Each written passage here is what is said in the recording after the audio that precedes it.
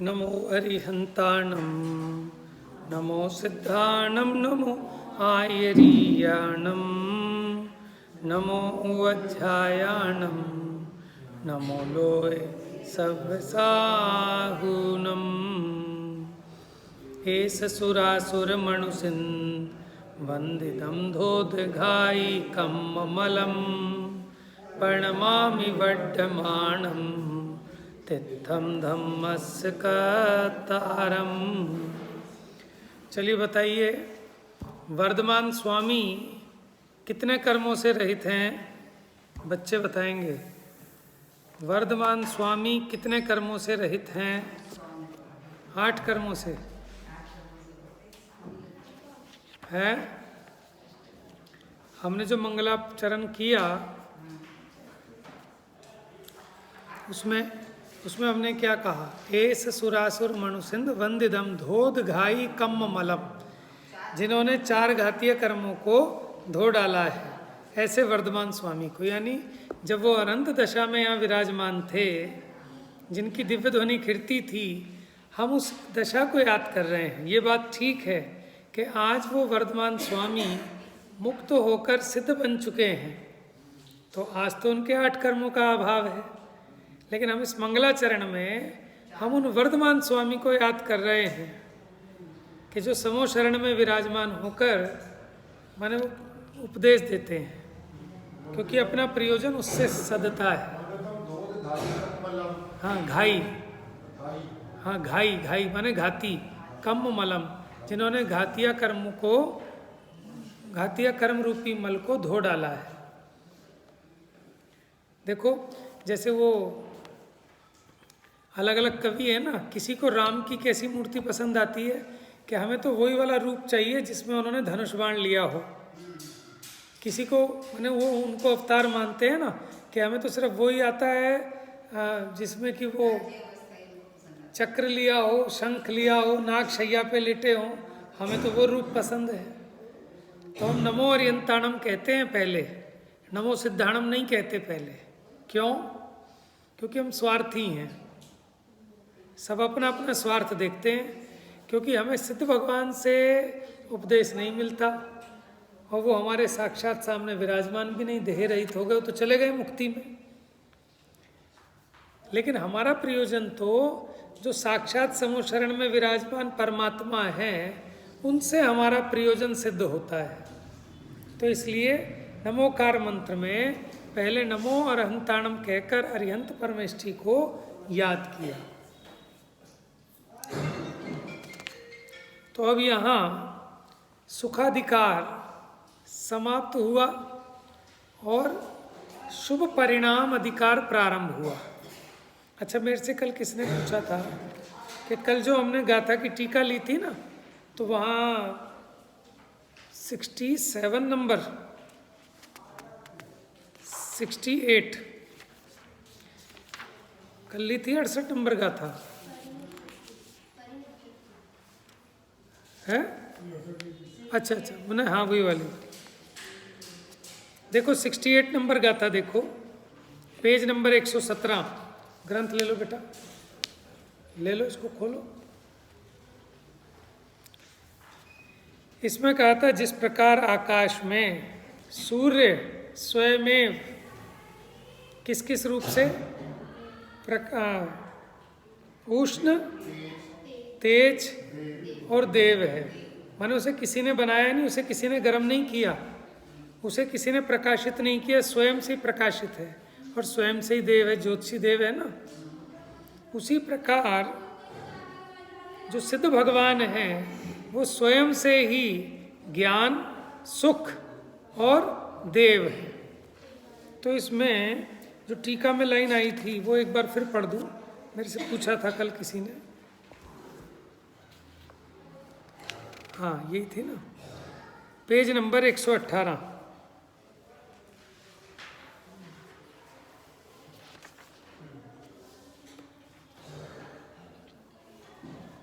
लोक में मिल गया आपको 118 पर टीका। लोक में मिल गया, उंगली रख के देखो। लोक में माने संसार में अन्य कारण की अपेक्षा रखे बिना ही, माने बिना किसी परद्रव्य का आलंबन लिए, भगवान आत्मा स्वयमेव ही। यहाँ भगवान आत्मा किसको कहा? नहीं जी, सिद्ध भगवान को। क्योंकि आप ही देखो ना, भगवान आत्मा के नाम पे आप देखो, पहले प्रॉब्लम क्या थी कि भगवान कहने पर सबको वो भगवान याद आते थे। तो फिर गुरुदेव का उदय हुआ, उन्होंने कहा कि भैया भगवान यहाँ भी है, भावी भगवान छे। अब उस क्या हो गया कि हम भगवान भी कहते हैं तो वहाँ ध्यान ही नहीं जाता, यही मानता है अपने को। अब समझो, अब आप अपने को मान रहे हो, लेकिन अपने को कैसा देखोगे? ऐसा देख के भगवान मानोगे क्या? तो अपने को अगर भगवान देखना है तो कैसे देखोगे आप, ये बताओ।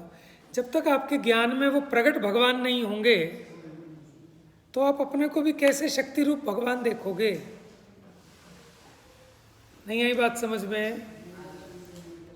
देखो, पहले आपको साध्य ख्याल में होना चाहिए, क्योंकि वे सिद्ध भगवान सिद्धत्व के कारण साध्य, जो आत्मा उसके प्रति छंद के स्थान पर है, वो व्यक्त हैं। और यहाँ हमें व्यक्त होना है। पहले जो जीव ऐसे उस सिद्ध दशा पर रीझा, परमात्म दशा पर रीझा कि मुझे तो ऐसा स्वरूप चाहिए, अब ये आएगा कहाँ से? ये कहाँ से होगा प्रकट? यही माल कि देखो ये रॉ मटेरियल है, इसी में से ये बनेगा। ये बिस्किट खाया है तो बड़ा टेस्टी है, कैसे बना?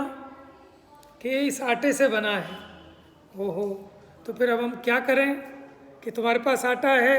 कि हाँ है। तो फिर काहे की चिंता? तो फिर क्या करें, आटा खा जाए? हाँ, वहाँ तो ये बात समझ में आ रही है, लेकिन यहाँ समझ में नहीं आती।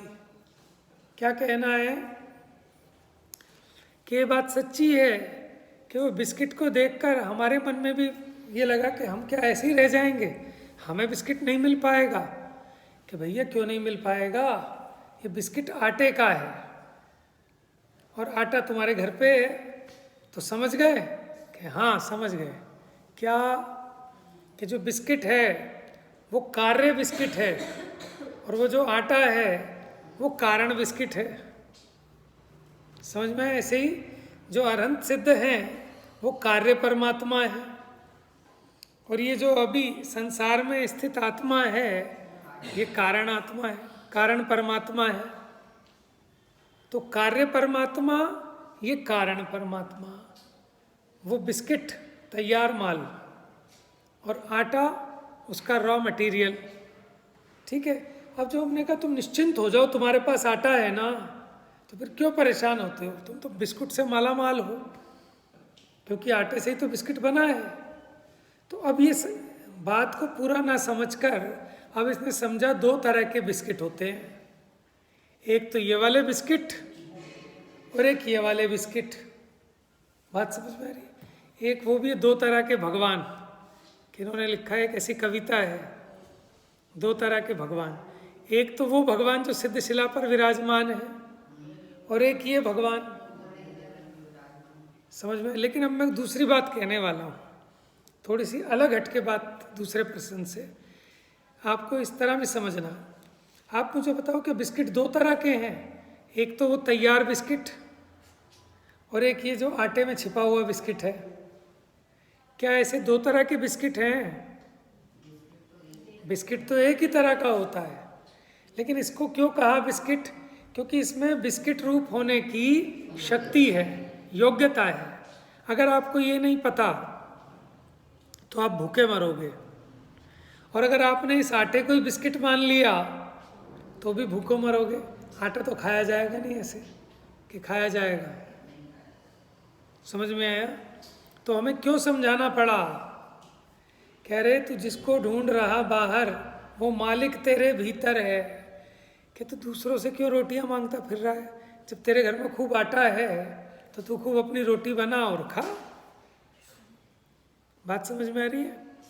तो आप पढ़ना, जहाँ जितनी गाथाएं आपको मिले, परमात्मा प्रकाश पढ़ो। आप स्पष्ट लिखा है कि शक्ति रूप परमात्मा यहाँ है, शक्ति रूप का मतलब क्या?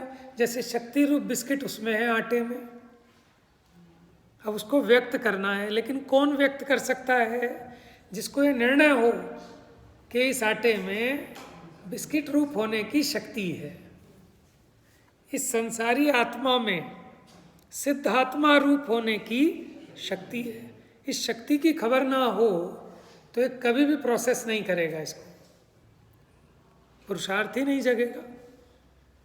लेकिन कोई ये मान के बैठ जाए एकांत से कि मैं ही भगवान आत्मा हूँ, तो अब देखो इसमें से बात क्या निकली, यथार्थ में तो भगवान आत्मा उसी दशा का नाम है और हमको भी वो दशा प्रकट करनी है, और ऐसी योग्यता मेरे में है। इस अपेक्षा अगर अपने को भगवान आत्मा कहें तो वो कारण अपेक्षा। समझ में आया? तो इसीलिए भगवान आत्मा कहने पर खाली वो दूसरे भगवान महावीर स्वामी की सिद्ध दशा नहीं, वो तो एक स्वरूप है। ऐसा थोड़ी कि उनके आटे का तो ऐसा बिस्किट बनेगा, लेकिन किसी और के आटे का, गरीब के आटे का बिस्किट वैसा नहीं बनेगा। कि बिस्किट तो एक उस दशा का नाम है। अब आटा चाहे अमीर का हो, चाहे गरीब का हो, चाहे हिंदू का हो, चाहे मुसलमान का हो, उन सब आटे में वैसे ही बिस्किट बनने की योग्यता है। उसी प्रकार चाहे पशु हो, चाहे मनुष्य हो, चाहे देव हो, चाहे नारकी हो, सबके आत्मा में उसी प्रकार का भगवान बनने की सामर्थ्य है। इस अपेक्षा हम सबको भगवान आत्मा कहते हैं। लेकिन अब इसने इतना ज़्यादा समझ लिया कि अब वो वाले भगवान समझ में नहीं आते, अब यही भगवान समझ में आता है। तो इसका मतलब इसको सही से सच्चा समझ में, अब वो उस बिस्किट को तो बिस्कुट मान नहीं रहा, वो तो कह रहा है वो तो जो तैयार बिस्किट है वो व्यवहार बिस्किट है, और ये जो आटा है निश्चय बिस्किट है। ऐसे इसको क्या लगता है कि अनंत सिद्ध वो तो व्यवहार भगवान है, और ये जो मैं हूँ ये निश्चय भगवान है। वो किसी अपेक्षा सिद्ध कर सकते हैं क्योंकि वो मेरे से भिन्न हैं। उनका भगवान पना मेरे किसी काम का नहीं है। उनका बिस्किट मेरे लिए मिट्टी के डेले जैसा है। समझ में आया? वो अपेक्षा हो सकती है। तो आप लोगों को कुछ पकड़ में आ रही है बात कि हमें देखो कितनी अनेकांत का कितना उपकार है कि वो अनेकांत हमको भ्रष्ट नहीं होने देगा, अटकने नहीं देगा। नहीं तो हर व्यक्ति कुछ ना कुछ मान के संतुष्ट बैठा है। अब जीव पुरुषार्थ करने को तैयार नहीं है। अरे क्या पुरुषार्थ करना कि मैं तो हूं ना भगवान बना बनाया। तो भैया भगवान तो रोटी नहीं खाते, तो मैं कौन सा खाता हूँ? तो देह में जा रही है। अरे खाते नहीं, लेकिन उनको भाव भी नहीं आता कि जो भाव आता है वो मेरा भाव नहीं है। जो भाव आता है ना रोटी खाने का, वो मैं नहीं, मेरा नहीं। अब बताओ कैसे हो कल्याण?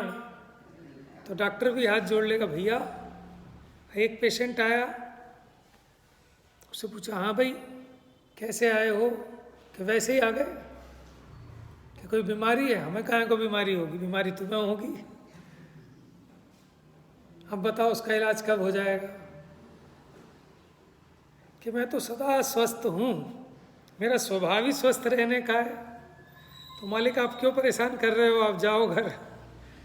तो ऐसे ही जीव अगर ये मान के बैठे एकांत से कि मैं शुद्ध ही हूँ, मैं बना बनाया परमात्मा ही हूँ, ठीक है, जो खाने के पीने के आते हैं भाव मेरे है ही नहीं। कि देखो जिनवाणी में भी ऐसा उपदेश मिल जाएगा, लेकिन तूने उसको एकांत से ऐसा ग्रहण कर लिया तो गड़बड़ हो गई। देखो असली चीज़ होती है उसकी इंटरप्रिटेशन। कि मानो कोई भी अगर कानून बना, नियम बना, हर आदमी अपने हिसाब से उसका मीनिंग निकाल लेता है।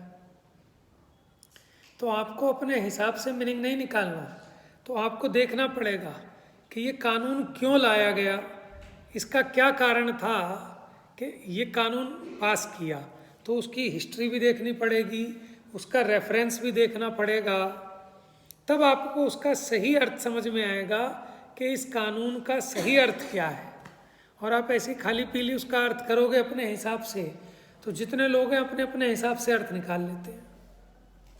तो सारा का सारा खेल इंटरप्रिटेशन का है। कोर्ट में वही रूल को पेश करके, ठीक है, माने कोई जो गुनहगार होता है उसको भी छुड़ा लाता है। क्यों? उसने अपनी इंटरप्रिटेशन अलग कर दी और जज के समझ में आ गया कि हाँ सही कह रहा है ना। तो वहाँ तो कोर्टों में सारा खेल यही है, सच्चे झूठे की बात नहीं है। जो उस चीज़ को जस्टिफाई कर दे उस कानून को अपने हिसाब से, वो जीत गया। अभी आप यहाँ वाद विवाद कराओ, 4 विद्वान खड़े कर दो कि जो अपनी बात को तर्क से सिद्ध कर देगा वो जीत जाएगा। लेकिन यहाँ खाली कोरा तर्क नहीं चलता, यहाँ सबसे पहले आगम पहला है। आगम का सेवन वो प्रथम चाहिए, क्योंकि वस्तु सूक्ष्म है, वो अकेले तर्क का विषय नहीं है। फिर आगम के बाद, आगम में रहकर, आगम की मर्यादा में रहकर तब आप तर्क का प्रयोग करना, तब तो काम बनेगा, नहीं तो नहीं बनेगा। समझ में आया? तो इसलिए तो वहाँ गड़बड़ हो जाती है कि गुनहगार छूट जाता है और बेचारा निरपराधी जेल में चला जाता है, क्योंकि वहाँ तो जो तर्क में जिसका तर्क सिद्ध हो गया वो विजय हो गई। लेकिन यहाँ ऐसा नहीं है। एक से एक बुद्धिमान पुरुष हैं, वो सही बात को भी गलत साबित कर देंगे। लेकिन यहाँ आपको अनेकांत की माने वो लगानी पड़ेगी, तभी उसका सही अर्थ भाषित होगा। ठीक है? कोई चाहे तो आत्मा को एकांत अशुद्ध भी सिद्ध कर दे अपने तर्कों से, आत्मा को एकांत शुद्ध भी सिद्ध कर दे। लेकिन आपको अनेकांत के द्वारा कैसे आत्मा शुद्ध है, कैसे अशुद्ध है, कैसे भगवान कहा, कैसे संसारी कहा। देखो दो ही तरह के होते हैं, संसारिणो मुक्ताश्च। जीव तो दो ही तरह के हैं, संसारी और मुक्त। अब जब आप अपने को मुक्त मानोगे तो फिर तो संसारी नाम का भेद ही भगवान ने गलत कह दिया, क्योंकि सभी जीव भगवान आत्मा है। फिर तो संसारी कौन है? बात समझ में आ रही है? तो इसलिए जो परस्पर विरुद्ध प्रतीत होने वाले हैं, वो जिन वचन वो परस्पर विरुद्ध प्रतीत भले हों लेकिन परस्पर विरोधी नहीं हैं, पूरक हैं, उसी के द्वारा वस्तु की वस्तुपना सिद्ध होता है। नहीं तो सिद्धि ना हो वस्तु का वस्तुपना। चलिए,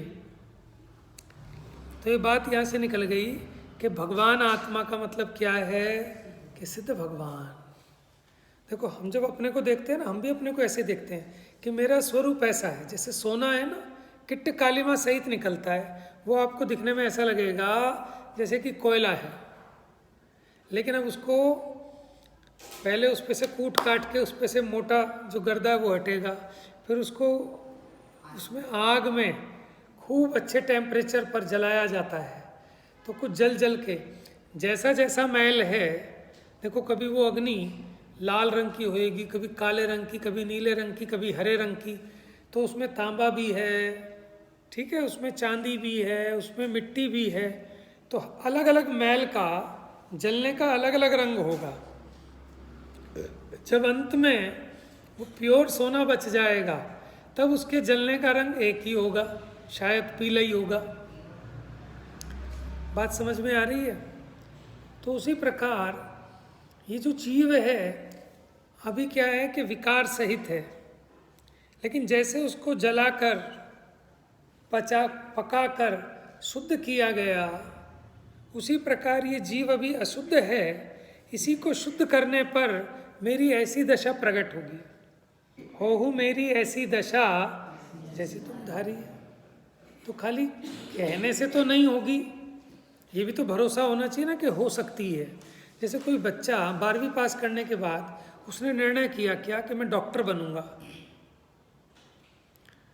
डॉक्टर बनूंगा, तो उसको ये भी तो ख्याल में आया कि जो डॉक्टर बने हैं ये भी पहले हमारे जैसे थे, 12th पास आउट किया था इन्होंने, ये भी हमारी तरह ही थे बावले, कुछ नहीं आता था इनको डॉक्टरी का, लेकिन बन गए ना।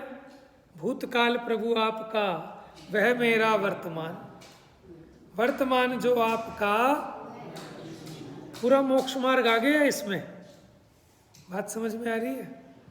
ये नहीं कह रहे कि भूतकाल प्रभु आपका वह मेरा भूतकाल, वर्तमान जो आपका वह मेरा वर्तमान।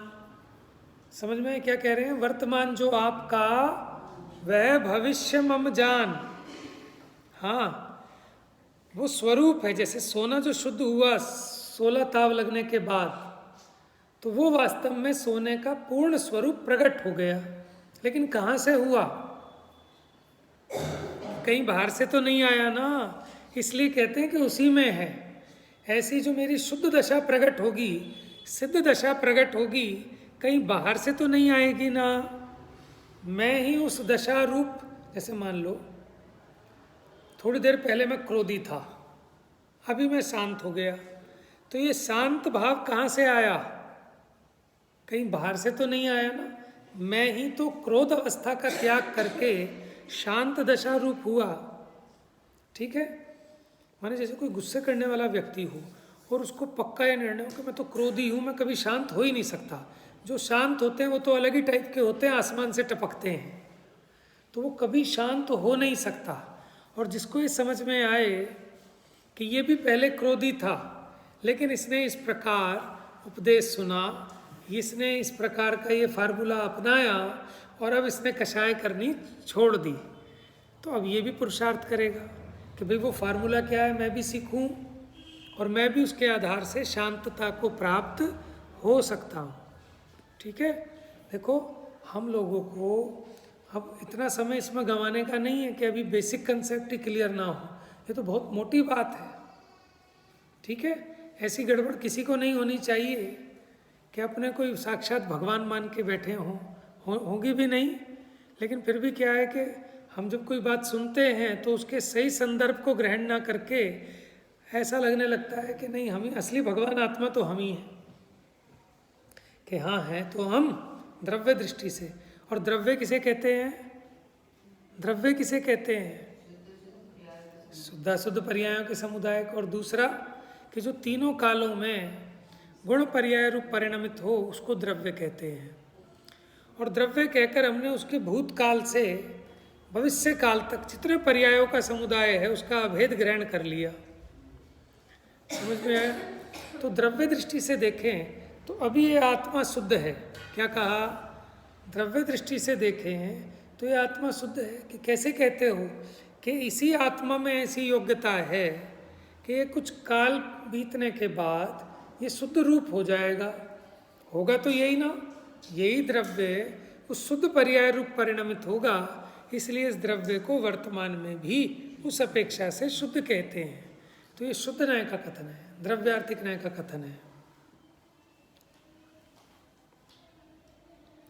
देखो एक टाइम ऐसा था कि जब जीवों को ये बताना पड़ रहा था कि तू, वो एकांतीय मैंने माने बैठे थे कि हम तो मनुष्य ही हैं, हम तो संसारी ही हैं, हम तो अज्ञानी ही हैं। जो एकांत ऐसा मान के बैठ गया तो उसकी कभी मुक्ति नहीं हो सकती।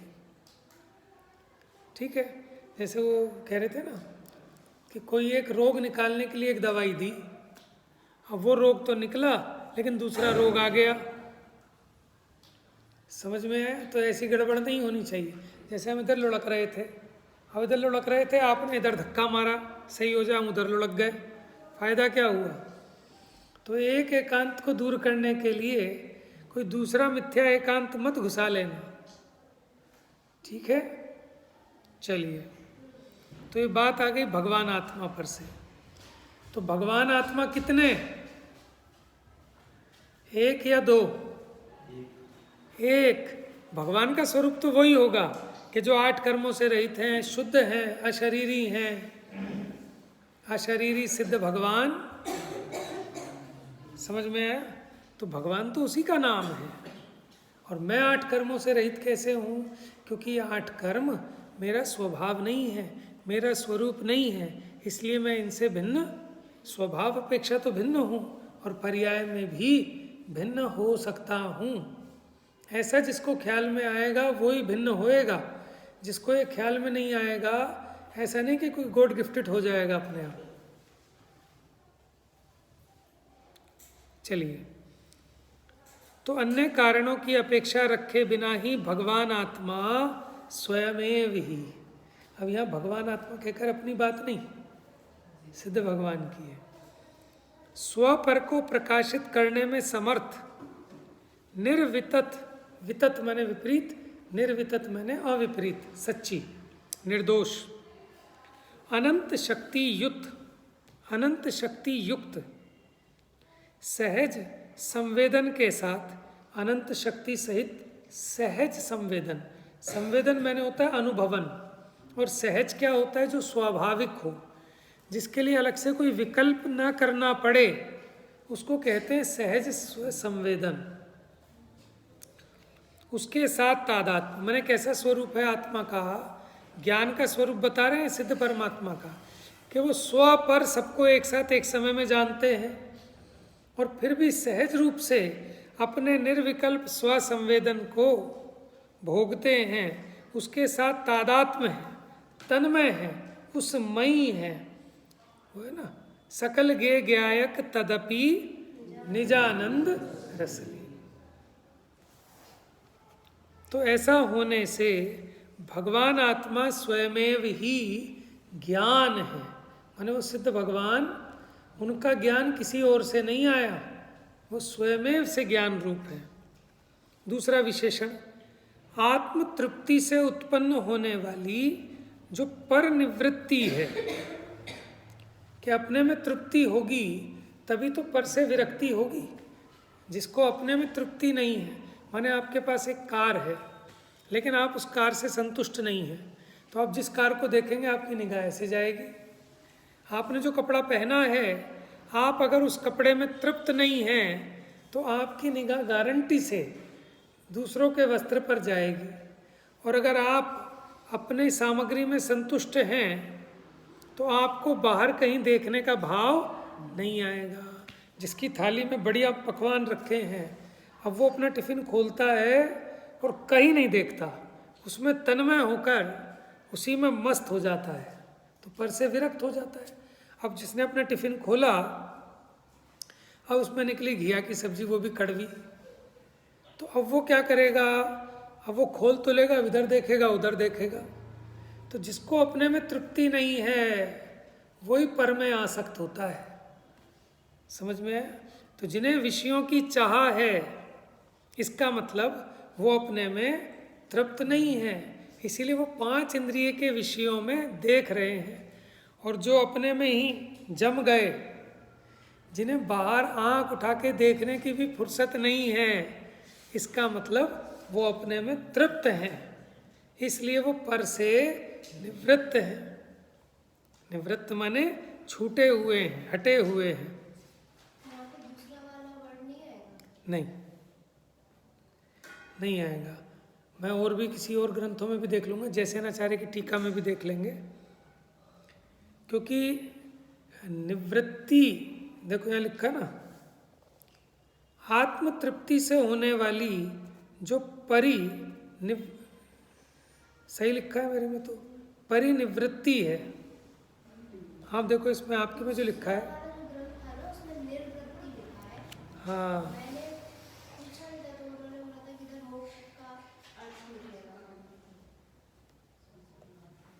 देखो ऊपर संस्कृत में भी परिनिवृत्ति है।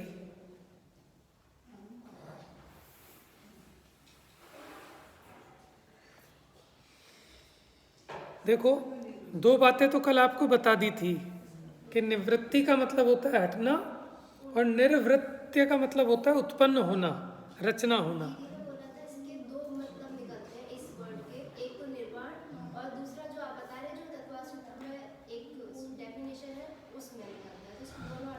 हाँ, और देखो जो निर्वाण शब्द बना है,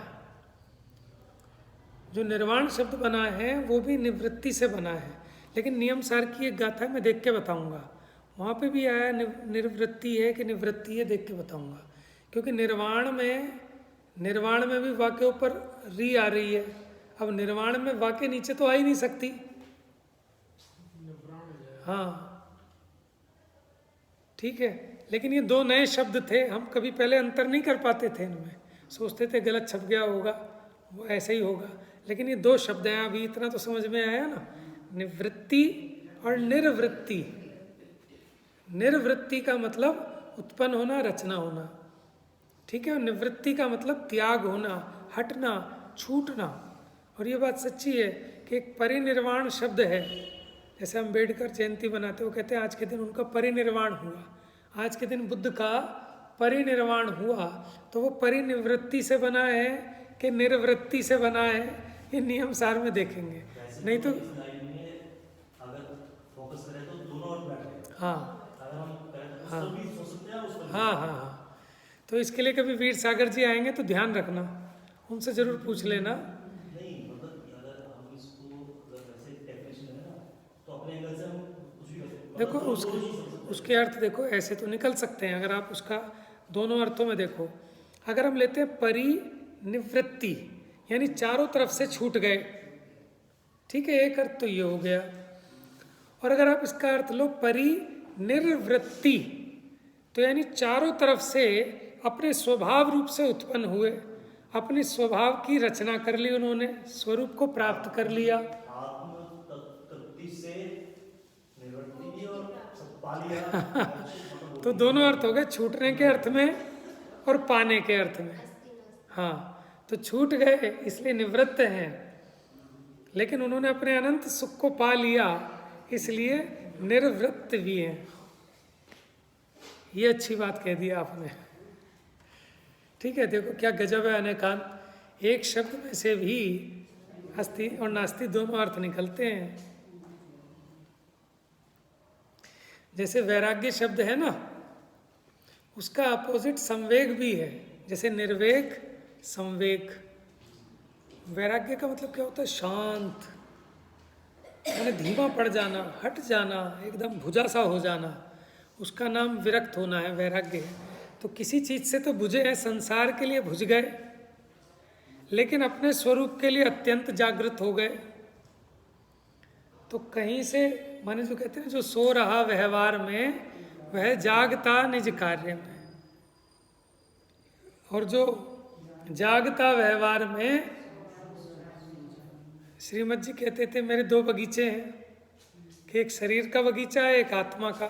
अब शरीर के बगीचे में पानी देता हूँ तो आत्मा की बगिया सूख जाती है, और आत्मा की बगिया में पानी देता हूँ तो शरीर का बगीचा सूख जाता है, क्या करूँ? तो किसी ने पूछा ना कि महाराज आप इतने कमज़ोर हैं, आप कुछ ध्यान रखो अपने शरीर का। कि वो कोई जानबूझ के कमज़ोर नहीं हुए थे, उनके तो संग्रहणी नाम का एक रोग हो गया था। उसमें क्या है कि कुछ भी खाओ लगता ही नहीं शरीर को, तो संग्रहणी की बीमारी होती है। तो उन्होंने कहा भैया मैं अपने आत्मा का पोषण करता हूँ, इस देह पे मैं ध्यान ही नहीं देता, तो देह सूखेगी, सूखे।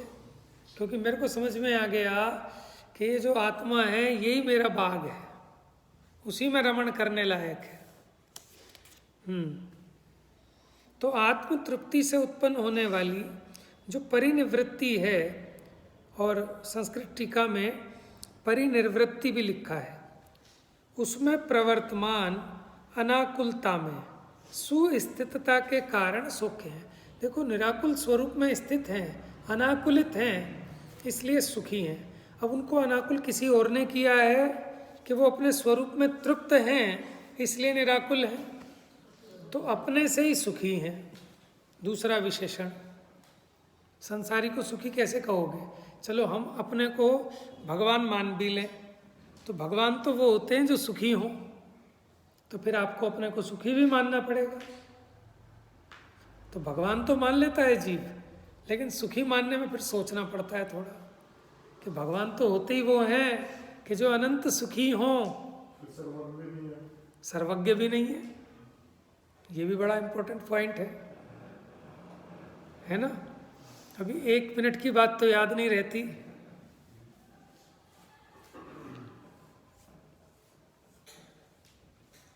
जिन्हें आत्म तत्व की उपलब्धि निकट है, यानी जो निकट भव्य है, ऐसे बुद्ध जनों के मन रूपी शिला स्तंभ में, जैसे होते हैं ना शिला स्तंभ, अब नाम उस पर उत्कीर्ण किए जाते हैं, टंकोत्कीर्ण किए जाते हैं, ऐसे जिनके चित्त में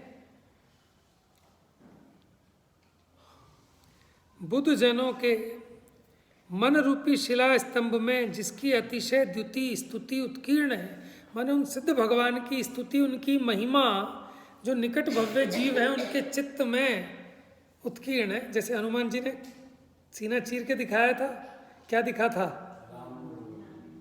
राम सीता दिखे थे उसमें।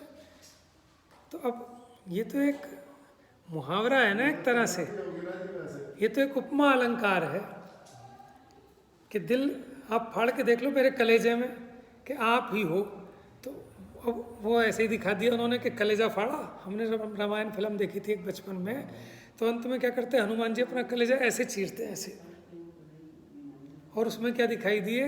राम और सीता की मूर्ति। उसी पे गाना भी बना दिया किसी ने। क्या वो चीर वीर के देखने की जरूरत नहीं है। इसका मतलब है कि मेरे हृदय पटल में आपकी महिमा अंकित है, उत्कीर्ण है। ठीक है, अब भाषा ये अलंकारिक चलती है, तो अब ये ऐसा मान के बैठ जाए मूर्ख कि जैसे खंभों पे नाम लिखे रहते हैं ना उत्कीर्ण टांकी से उकेरे हुए, ऐसे यहाँ भगवान आत्मा में जो लिखा है नाम, ऐसा।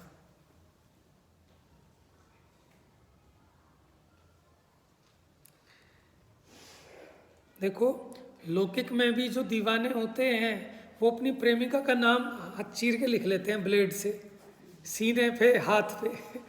तो बेवकूफ़ी की बात है। आजकल तो टैटू भी बन जाते हैं। तो कह रहे अब चीरने की जरूरत नहीं है। लेकिन वो महिमा किस चीज़ की है? माने वो जो कर रहे हैं वो क्या दिखाना चाह रहे हैं? कि वो ये दिखाना चाह रहे हैं नकली बनाकर ऊपर से कि दिल में तेरी महिमा है। तो यहाँ पर भी वही विशेषण है कि जो बुद्धजन हैं, जो निकट भव्य हैं, उनके मन रूपी शिला स्तंभ पर हे सिद्ध भगवान आपकी महिमा, आपकी स्तुति उत्कीर्ण है। समझ में आया? तो इसलिए इससे क्या बताएंगे कि आप देव हैं, सिद्ध भगवान देव हैं। सब तो नहीं मानते, ज्ञानी मानते हैं। इसलिए दिव्य स्वरूप वाले होने से आप देव हैं। इसलिए इस आत्मा को सुख साधना भास, माने जो सुख के साधन तो नहीं हैं लेकिन भ्रम से लगते हैं कि ये सुख के साधन हैं, ऐसे विषयों से बस हो। तो यह सिद्ध किया कि जो सिद्ध भगवान हैं उनको जो सुख है वो स्वयमेव है, शरीर से नहीं, इंद्रियों के विषयों से भी नहीं है। और उदाहरण दिए जैसे सूर्य स्वयं अपने से ही उष्ण है, तेज है और देव है, उसी प्रकार सिद्ध भगवान स्वयं से ही ज्ञान है, सुख है और देव है। इसलिए तुझे सुखी होने के लिए किसी भी पर पदार्थ की आवश्यकता, ये सिद्ध किया। तो इस प्रकार ये सुखाधिकार पूरा हुआ था। शुभ परिणाम अधिकार प्रारंभ हुआ कि ये जो इंद्रिय सुख की चर्चा की और इसका विचार किया, ये इंद्रिय सुख का साधन क्या है? कि जीव का शुभ परिणाम। तो अब ये बताएंगे कि शुभ परिणाम क्या होता है, कैसे समझाएं शुभ परिणाम? कि जीव का वो भाव जो देव गुरु यति की अर्चना में, माने उनके बहुमान में लगा है, दान में लगा है, शील यानी व्रत, अणुव्रत महाव्रत में लगा परिणाम, उपवास आदि में लगा हुआ परिणाम, जो इनमें लीन है वो सुहोव ओगप्पगो, कि वो शुभोपयोगी है। अप्पा माने आत्मा। तो इसमें बताया था कि देखो खाली क्रिया से शुभोपयोग नहीं होता, ये उपयोग का नाम है। आपके उपयोग में क्या चल रहा है? आपके उपयोग में चल रहा है कि साहब ये काम करेंगे तो बढ़िया भोजन मिलेगा, ये काम करेंगे तो संपत्ति मिलेगी। तो आपके चित्त में भगवान की महिमा है कि भोगों की महिमा है? तो जो भोगों की महिमा है वो शुभोपयोग है कि अशुभ उपयोग है? बात समझ में आ रही है? तो ये जीव को शुभ भाव भी करना नहीं आता। सामग्री तो चाहिए इसको पुण्य की, लेकिन पुण्य भाव भी पता ही नहीं है कि क्या पुण्य भाव है। इसको लगता है कि मैं इस थाली का माल उस थाली में चढ़ा लूँगा, भगवान के ऊपर एक कलसा ढोर दूंगा, ठीक है ना, थोड़ा दान कर दूंगा, कुछ व्रत उपवास कर लूँगा तो पुण्य हो जाएगा। तो यहाँ समझा रहे हैं कि पुण्य है क्या। इसलिए नहीं समझा रहे कि आप खूब पुण्य करो और उससे इंद्रिय सुख मिलेगा। यहाँ तो उसकी हेता बता रहे हैं कि जब इंद्रिय सुख है तो इंद्रिय सुख का साधन जो शुभ भाव है वो उपादेय कैसे हो सकता है? अच्छा, तो इसका मतलब फिर देव गुरु यति की अर्चना, उनके प्रति जो बहुमान का भाव है वो है कि हाँ। क्यों? क्योंकि वो भी स्वभाव का घात करके उत्पन्न होता है वो भाव।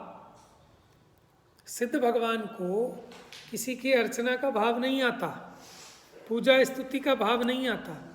संसार दशा में पाप भाव की अपेक्षा पुण्य भाव को भला कहा है, लेकिन उस पुण्य भाव को कोई धर्म मान के बैठ जाए, उसी को उपादेय मान के बैठ जाए, तो उसके तो सच में पुण्य भाव भी नहीं होता। सच्चा पुण्य भी उसे होता है, प्रभु आपने एक ज्ञायक दिखाया। इसलिए भगवान की महिमा आ रही है कि आपने तो मुझ पामर को भी भगवान बनने की विधि बता दी। भगवान धन्य हैं आप, तो उसको सच्ची महिमा आती है उसकी। ऐसे श्रीमंत से क्या लाभ कि जिंदगी भर हम उसकी नौकरी करते रहे। श्रीमंत तो वो है कि जो अपने नौकर को भी अपने समान श्रीमंत बना ले। माने कोई व्यक्ति कहीं नौकरी करता है और उसके भी इतने बड़े बड़े ठाठ हैं, तो हमें समझ में आता है कि भाई साहब इसका सेठ कितना बड़ा आदमी होगा कि नौकर भी ऐसा है सेठ जैसा, तो फिर सेठ कैसा होगा? है भूत्याश्रितम यहिनात्म समम करोति।